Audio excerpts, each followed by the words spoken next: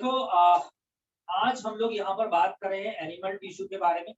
Animals are made up of animal tissue. Animals animal tissue के बने होते हैं और हमारे पास 4 तरीके के एनिमल टिश्यू होते हैं, जिसमें सबसे पहले एपिथेलियल टिश्यू, फिर है कनेक्टिव टिश्यू, फिर है मस्कुलर टिश्यू, देन है नर्वस टिश्यू। सबसे पहले एपिथेलियल टिश्यू के बारे में बात करेंगे। एपिथेलियल टिश्यू का मेन काम क्या होता है? हमारी बॉडी के मोस्ट ऑफ द ऑर्गन्स को कवरिंग प्रोवाइड करना, एक लाइनिंग प्रोवाइड करना। तो it form the lining and covering of the most of the organs like lungs है, हार्ट है। तो हमारे लंग्स की जो आउटर प्रोटेक्टिव लेयर होती है एपिथेलियल टिश्यू की बनी होती है, जिसको हम प्यूरा बोलते हैं। ठीक इसी तरीके से हमारे हार्ट की आउटर प्रोटेक्टिव लेयर है जो एपिथेलियल टिश्यू की बनी होती है, जिसका नाम यहाँ पर पेरिकार्डियम है। उसके अलावा हम लोग यहाँ पर देखते हैं एपिथेलियल टिश्यू की सेल्स के बारे में और प्रॉपर्टी बता रहा हूँ। ये टाइटली पैक्ड होती है। अगर टिश्यू है तो सेल से बना होगा। तो हम लोग यहाँ पर देखते हैं कि जो सेल्स होती है इसकी, वो टाइटली पैक्ड होती है और टाइटली पैक्ड होकर के फॉर्म अ कॉन्टिन्यूअस शीट। एक कॉन्टिन्यूअस शीट बना देती है यहाँ पर। ठीक है जी। वो यहाँ पर क्या करती है? कॉन्टिन्यूअस शीट बना देती है। किस तरीके से, वो भी मैं आप लोगों को यहाँ पर बना के दिखाऊंगा। मतलब फिर एक लाइनिंग, एक कवरिंग बन जाएगी। छोटी छोटी सेल्स मिलकर के पूरी, जैसे कि धागे मिल मिल के पूरी एक चादर बन जाते हैं, एक शीट बन जाती है बेसिकली इसी तरीके। ठीक है, मान लीजिए जैसे कि मेरे पास टॉवल है, देखो इसमें धागे निकले हुए दिखाई दे, है ना? तो ये धागा है। तो इस तरीके से धागे धागे मिलके इस तरीके से पूरे टाइटली पैक हो गए, इनकी कढ़ाई बुनाई की गई, तो ये टाइटली पैक हुए, जिसकी वजह से इन्होंने पूरी यहाँ पर एक शीट बना दी है यहाँ पर। अब ये देखिए, ये इस तरीके से आउटर कवरिंग प्रोवाइड कर रहा है। ठीक इसी तरीके से एपिथेलियल टिश्यू की सेल्स मिल मिलकर के कंटीन्यूअस शीट बनाती है, जो क्या करता है? कवरिंग प्रोवाइड करता है हमारी बॉडी के most of the organ.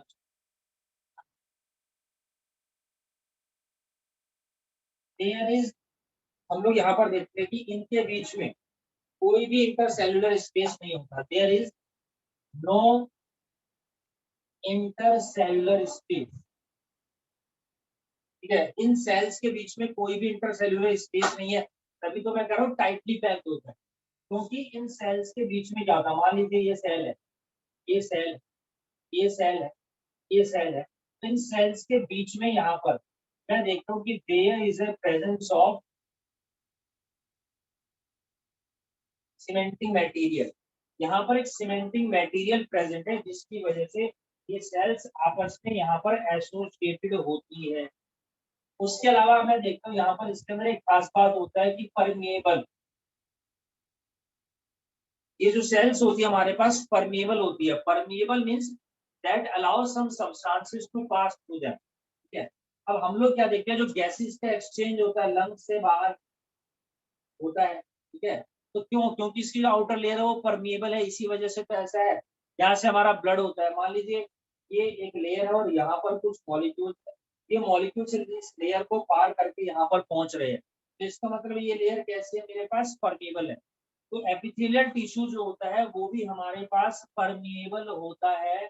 Means that allow, that help in exchange of materials among various organs, and it also play an important role in osmoregulation। तो ये permeability हेल्प करती है ऑस्मोरेगुलेशन। ऑस्मोरेगुलेशन का मतलब होता है बॉडी के अंदर वाटर के लेवल को मेंटेन करना। तो जैसे हमें गर्मी लगती है तो पसीना आता है, तो देखो हमारी स्किन से ही निकलता है, तो एवोपरेट हो जाता है, जिसकी वजह से हमारे को कूल फील होता है। क्योंकि जब भी एवोपरेशन होता है तो हीट मॉलिक्यूल का लॉस होता है।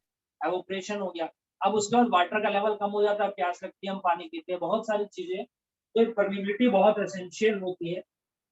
जितने भी एपिथेलियल टिश्यूज होते हैं तो इनकी जो लेयर होती है वो दूसरे टिश्यू की लेयर से सेपरेट होती है by extra fibrous basement membrane. किस तरीके से? मैं आपको ये बता देता हूँ कि एपिथेलियल टिश्यू भी मेरे पास यहाँ पर 4 तरीके हैं। एक एक करके उनके बारे में हम डिटेल में बात करेंगे। तो सबसे पहले जो मेरे पास यहाँ पर है वो है सिंपल एपिथेलियल टिश्यू। मैं डाउट्स भी दूंगा आप लोगों के भी। सिंपल एपिथेलियल टिश्यू सबसे पहले नंबर पर है।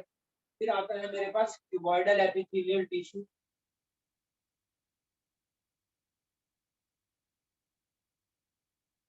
फिर है मेरे पास कॉलमनार एपिथेलियल टिश्यू, और लास्ट है मेरे पास स्ट्रेटिफाइड एपिथेलियल। तो ये 4 तरीके के टिश्यू है जिनमें एक एक करके हम बात करेंगे। और सबसे पहले मैं बात करूंगा यहाँ पर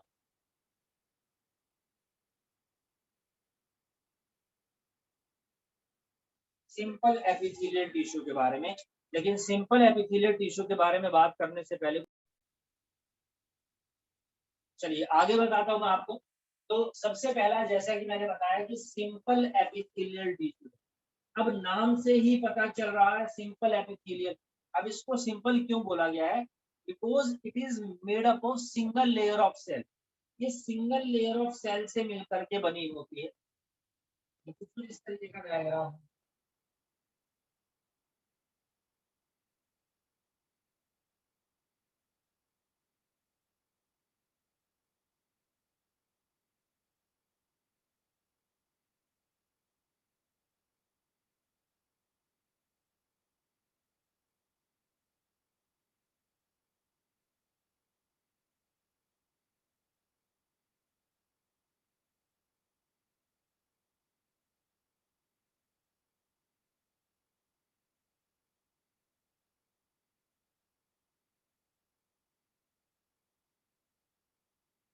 देखिए ये सिंगल लेयर ऑफ सेल है। इसको समझने की कोशिश करेगा थोड़ा 3D स्ट्रक्चर के हिसाब से। इस तरीके से हमारे पास सिंगल लेयर है, ठीक है। ये इस तरीके से, जो इस तरीके से थोड़ी सी दिखाई रही है उठा करके, फ्लैट है। और यहाँ पर हम लोग देखते हैं इधर कि इन्हीं सिंगल लेयर ऑफ सेल्स के नीचे, यहाँ पर ये there is a presence of, यहाँ पर इनके नीचे एक फाइब्रस बेसमेंट मेम्ब्रेन है।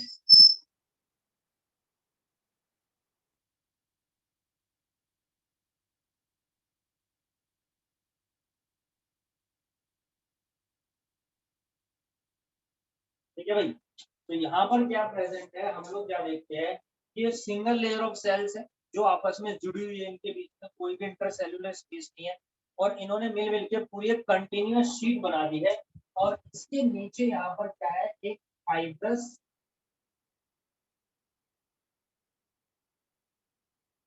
Basement membrane. यहाँ पर एक फाइब्रस बेसमेंट मेम्ब्रेन है, और इस फाइब्रस बेसमेंट मेम्ब्रेन की वजह से क्या, मान लो टिश्यू की लेयर, ये दूसरी लेयर उसके नीचे होगी, फिर फाइब्रस बेसमेंट मेम्ब्रेन होगी, फिर तीसरी लेयर होगी, फिर फाइब्रस बेसमेंट मेम्ब्रेन होगी, चौथी मेम्ब्रेन। तो ये फाइब्रस बेसमेंट मेम्ब्रेन होती है जिनको यहाँ पर सेपरेट करके रखते हैं। तो basically simple epithelium is composed of single layer of cell. और इस तरह की जो एपिथेलियल टिश्यू होती है, उनका मेन काम क्या होता है, they form the lining of blood vessel. ये क्या करते हैं, ब्लड वेसल्स की लाइनिंग बनाते हैं। एंड एल्वियोलाई, एंड एल्वियोलाई की लाइनिंग बनाते हैं। ठीक है, ब्लड वेसल्स किस तरीके से, देखिए समझने की कोशिश करिएगा। ये हमारे पास भाई ब्लड वेसल, ठीक है जी। ये हमारे पास ब्लड वेसल है, और मैं यहाँ पर क्या देखता हूँ कि इस ब्लड वेसल के ऊपर ये देखिए इस तरीके से, इस तरीके से यहाँ पर ये लाइनिंग्स बनी हुई।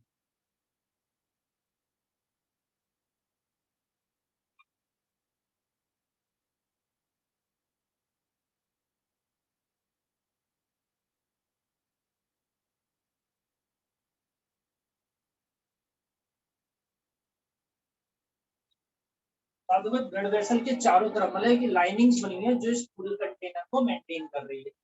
तो ये forms the lining of blood vessel and alveoli. अब ये एल्वियोलाई क्या होता है, तो ये हमारे लंग्स है, और मैं देखता हूँ कि इन्हीं लंग्स के अंदर ये हमारा ब्रोंकाई होता है। ठीक है जी, जहाँ से हम एयर लेते हैं, ये आपका एयर विंड पाइप होता है। और ये दोनों लंग्स में जाकर के इस तरीके से डिवाइड होता है। आज की में लंग्स का डायग्राम सभी ने देखा है। तो ये हमारे पास स्ट्रक्चर होती है जो दोनों लंग्स में डिवाइड हो जाता है विंड पाइप। और इन्हीं के अंदर मैं देखता हूँ यहाँ पर ठीक है, इन्हीं के अंदर कुछ स्ट्रक्चर्स होती है इस तरीके की। तो दीज आर द एल्वियोलाई, ये जो स्ट्रक्चर यहाँ पर है इन्हीं को हम बोलते हैं एल्वियोलाई। तो बेसिकली जब हम लोग एयर को इनहेल करते हैं तो एयर जाती है किसके अंदर, इनके अंदर जाती है, और इसी में से हम लोग ऑक्सीजन को खींच लेते हैं, CO2 छोड़ देते हैं, यानी गैसेस का एक्सचेंज हो रहा है क्योंकि परमिबिलिटी यहाँ पर हमारे पास है। तो एल्वियोलाई की आउटर लाइनिंग, ठीक है, यहाँ पर बना के दिखा देता हूँ आप लोगों को। ये हमारे पास एल्वियोलाई है, इसकी आउटर लाइनिंग और ब्लड वेसल्स की लाइनिंग कौन बनाता है, सिंपल एपिथेलियल टिश्यू। और यहाँ पर हम लोग क्या देखते हैं, there is the presence of thin layer of cell, thin layer of cells होती है जिसकी वजह से बहुत इजीली एक्सचेंज होता है सब्सटेंस का। तो इसकी फायदा क्या है, it facilitate exchange of substances. तो सब्सटेंसेस की एक्सचेंज में क्या करता है, ये हमारे पास इधर में हेल्प करता है इन सच केसेस। तो this is all about the simple epithelial tissue. Second number पर अब हमारे पास यहाँ पर आता है क्यूबॉइडल एपिथेलियल टिश्यू।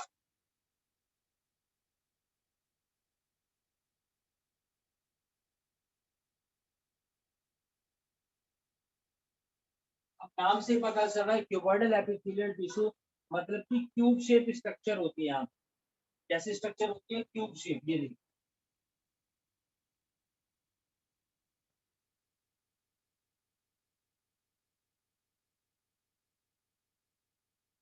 ये एकदम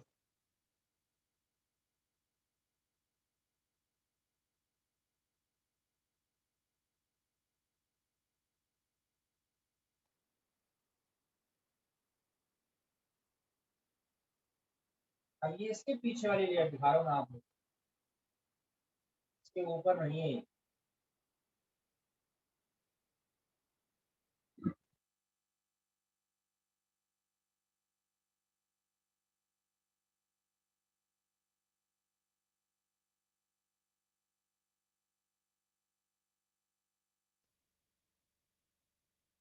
तो आप देखिए क्यूब शेप स्ट्रक्चर है यहाँ पर, और इसके नीचे भी फाइब्रस बेसमेंट मेम्ब्रेन, तो इसके नीचे भी है।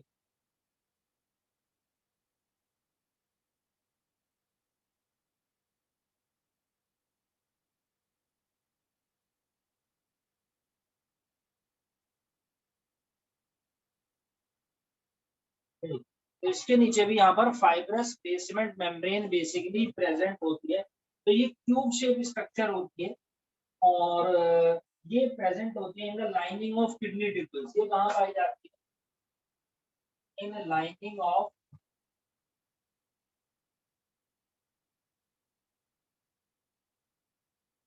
Kidney tubules. जो हमारी बॉडी में किडनी होती है तो किडनी ट्यूब्यूल्स के अंदर एक तो ये प्रेजेंट होती है, उसके अलावा इन डक्ट ऑफ साइवरी ग्लैंड। साइवरी ग्लैंड होता है हमारे माउथ में, तो उसकी डक्ट के अंदर भी ये प्रेजेंट होती है जो क्यूबॉइडल एपिथेलियल टिश्यू की बनी है, और ये मैकेनिकल सपोर्ट प्रोवाइड करती है। They provide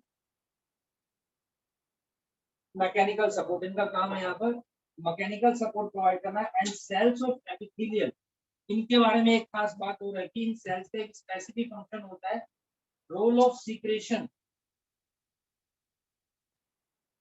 role of secretion, ये सीक्रेशन में भी हेल्प करती है। सीक्रेशन का मतलब होता है किसी ना किसी चीज को सीक्रेट करना, सीक्रेशन का मतलब होता है किसी ना किसी चीज को रिलीज करना।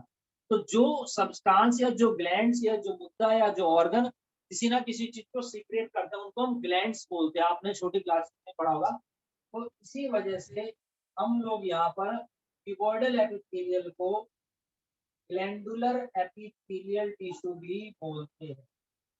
हम सारे क्यूबॉइडल सीक्रेट नहीं करते, कुछ special modified cuboidal epithelial tissue होते हैं जो सीक्रेशन का काम करते हैं, जिन्हें हम ग्लैंडुलर एपिथेलियल भी बोलते हैं। अब लाइनिंग ऑफ किडनी ट्यूब्यूल्स भी मैं आपको ड्रॉ करके दिखा देता हूँ, ये देखिए।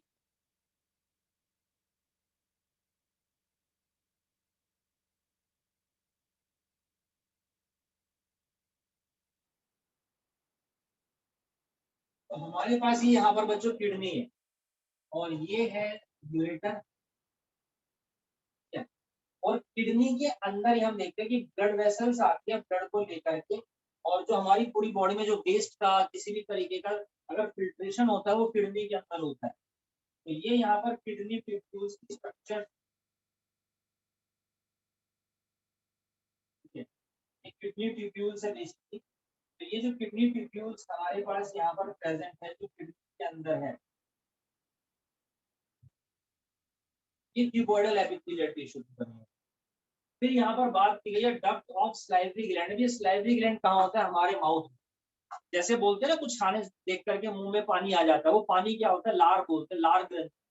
तो वो बेसिकली रियल में होता है, ये देखिए।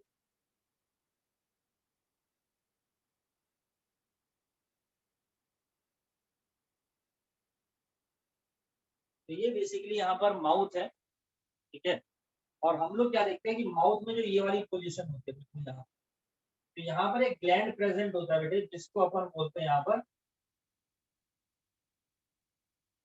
Salivary gland. तो यहाँ पर ये स्लाइवरी ग्लैंड है। तो इन ग्लैंड्स के अंदर फॉर्मेशन होती है स्लाइवा की, और इनकी डक्ट होती है जो ओपन होती है कहाँ पर? माउथ।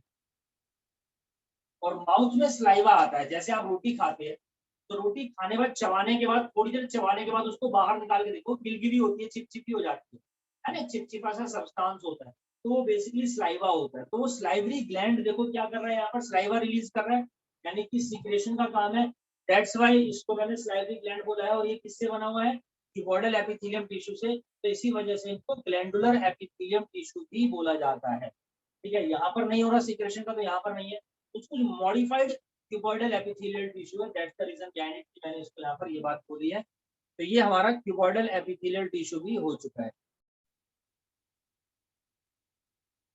Columnar epithelial tissue. जब कॉलमनार एपिथेलियल टिश्यू के बारे में बात करते हैं तो ये कॉलम शेप के होते हैं हमारे पास इस तरीके।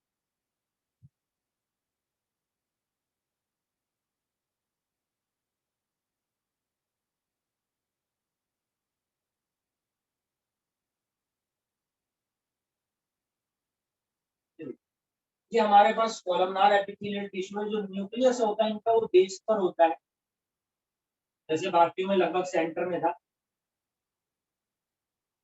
और इसके नीचे भी यहाँ पर फाइब्रस बेसमेंट मेम्ब्रेन तो यहाँ भी प्रेजेंट है।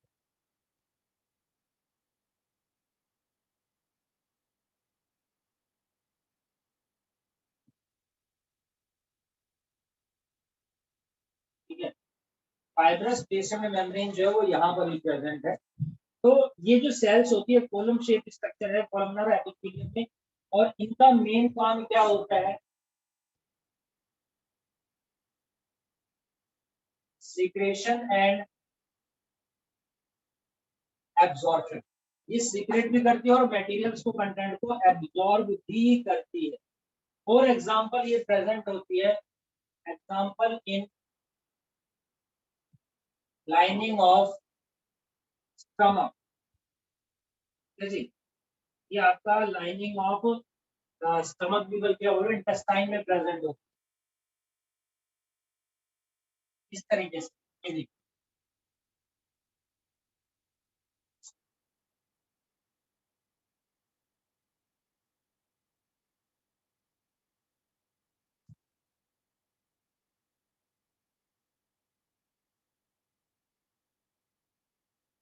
ये हमारी लार्ज इंटेस्टाइन होती है और ये स्मॉल इंटेस्टाइन है।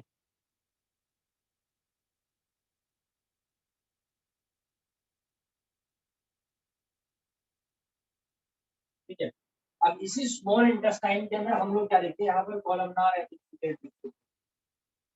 इसी सेक्शन को मैं जूम करके बाहर निकालता हूँ, ये देखिए। तो ये हमारे पास स्मॉल इंटेस्टाइन है, इसके अंदर मैं देखता हूँ यहाँ पर, ये देखिए।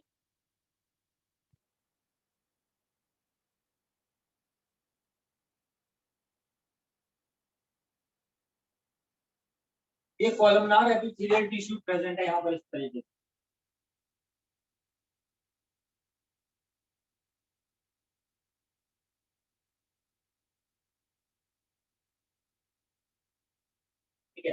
अब मान लीजिए स्मॉल इंटेस्टाइन है, यहाँ से फूड जा रहा है, ये देखो ये फूड मॉलिक्यूल यहाँ से जा रहे हैं,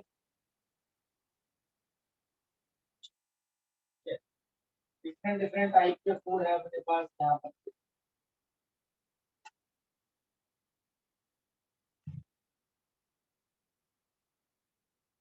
डिफरेंट टाइप के फूड मॉलिक्यूल जब यहाँ से जा रहे हैं तो मैं देखता हूँ कि इस फूड को डाइजेस्ट करने के लिए यहीं से हम देखते हैं कि ये जो हमारे पास सेल होती है ये रिलीज कर रही है क्या, रिलीज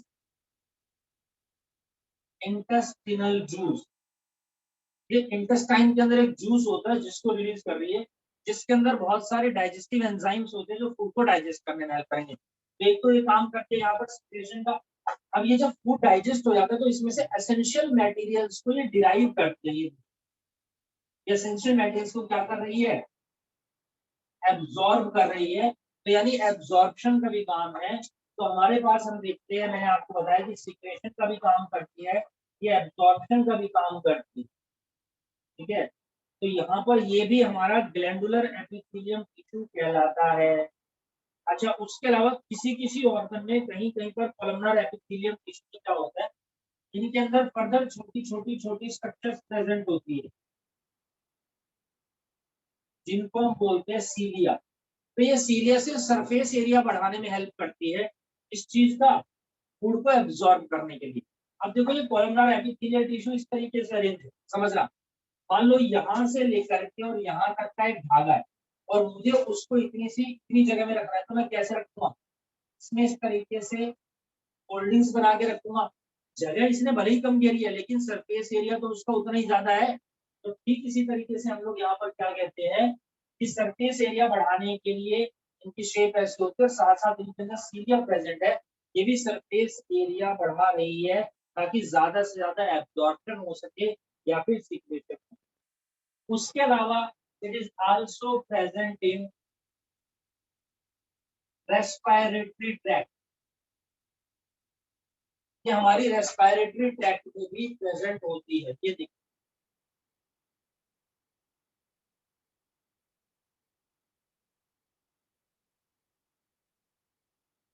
तो ये मेरी यहाँ पर जो रेस्पिरेटरी ट्रैक्ट है, तो यहाँ पर भी ये मेरे पास देखिए इस तरीके से कोलमनार एपिथेलियल टिश्यू प्रेजेंट है। तो क्या होता है, ये म्यूकस वगैरह होता है उसको ना नीचे पुश फॉरवर्ड धीरे धीरे धीरे नीचे की तरफ पुश करती है। तो ciliated epithelium in the respiratory tract pushes the mucus forward, ठीक है। और ये रेस्पिरेटरी ट्रैक्ट में यहीं से स्टार्ट हो जाते हैं नाक, कई बार जैसे नाक वाले ऐसे सांस लेते हैं दवाई डालते हैं, या कई बार है ना जुकाम उकाम हो रहा हो मसाला ऊपर खिंच जाता है, वो इसी की वजह से होता है। Columnar epithelial tissue. तो तीसरे नंबर पर मेरा कोलमनार,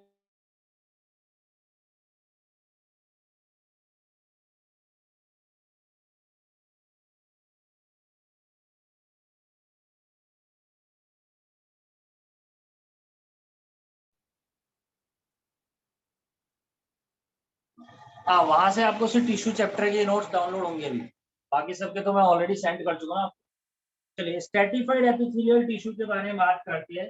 तो cells of stratified epithelial tissue, देखो वो मेरे सिंपल टिश्यू थे, स्ट्रेटिफाइड मतलब होता है स्ट्रेशियंस की तरह कंपाउंड टिश्यू है, स्ट्रेशियंस का मतलब होता है धारियां। अब देखो जैसे यहाँ पर ये व्हाइट है, ये ब्लैक है, फिर ये व्हाइट है, लाइनिंग्स है ना। तो यहाँ पर हम लोग क्या देखते हैं, स्ट्रेटिफाइड एपिथेलियम टिश्यू के अंदर इसी तरीके से ही होता है, इस तरीके से लाइनिंग होती है यहाँ पर। ये टिश्यू की पहली लेयर, फिर ये दूसरी लेयर, फिर ये तीसरी लेयर, फिर ये चौथी लेयर, ये पांचवी लेयर, उसके बाद बेसमेंट मेम्ब्रेन। तो ये स्ट्रेटिफाइड एपिथेलियल टिश्यू, इसका बहुत बढ़िया एग्जांपल हमारा स्किन। जैसे आपने टीवी में ऐड देखा होगा, क्रीम का ऐड आता है फेयर एंड लवली का, है ना। फेयर एंड लवली आपको बनाती है गोरा, बेहद गोरा चंद हफ्तों में। आजकल वो आ रहा और ऐड चल रहा है वो लेजर वाला, है ना, लेजर टेक्नोलॉजी। तो उसमें देखो क्रीम दिखाते हैं स्किन की लेयर के अंदर तक जाती है, पहली लेयर, दूसरी लेयर, तीसरी लेयर, है ना। या ऑयल वॉयल के ऐड आते हैं टीवी में, तो स्किन के अंदर तक जाते हैं। तो दिखाते हैं स्किन की 2 3 4 5 लेयर्स होती है। तो हमारी जो स्किन है ये बेसिकली स्ट्रेटिफाइड, सॉरी, हाँ स्ट्रेटिफाइड एपिथेलियल टिश्यू है। एग्जाम्पल है इसका स्किन, ठीक है। तो हमारी स्किन की मान लीजिए चोट लग गई, छिल गई, तो नीचे नई लेयर होती है, दिखती है, होता है नहीं होता है ऐसा, वो अपने आप निकल के आती है। अगर मान लो आपने इस तरीके से अपना हाथ छील दिया तो पहले लेयर हटेगी, लाल लाल लेयर होगी, और छीलोगे नीचे गुलाबी गुलाबी, और छीलोगे मांस निकलेगा, फिर और छीलो हड्डी निकलेगी, लेकिन उससे बीच में बहुत सारी लेयर्स होती है। तो ये स्ट्रैटिफाइड एपिथेलियम टिश्यू कहलाता है, जो स्किन में प्रेजेंट होता है, और इसका फंक्शन क्या होता है? Prevent wear and tear. Sir इसमें फाइब्रस बेसमेंट मेम्ब्रेन नहीं होती? होती है, बताता रहा हूँ, 7-8 लेयर्स होती है, उसके बाद में होती है हमारे पास। जी, बाकी 7 to 8 टिश्यू की लेयर होती है। अब जैसे यहाँ पर इनकी एक सिंगल लेयर है कॉलमनार, फिर फाइब्रस बेस्ड मेम्ब्रेन है, फिर कॉलमनार, फिर फाइब्रस। तो यहाँ पे पहली टिश्यू की लेयर है ना, ये देखिए, ये देखिए, ये देखिए, ये देखिए, फिर ये दूसरी लेयर, ये ऊपर नीचे है, फिर ये तीसरी लेयर, तो ये एक के ऊपर एक इस तरीके से हमारे पास यहाँ पर प्रेजेंट होती है स्ट्रैटिफाइड एपिथेलियल टिश्यू। तो ये हमारा यहाँ पर फिनिश हो जाता है बच्चों एपिथेलियल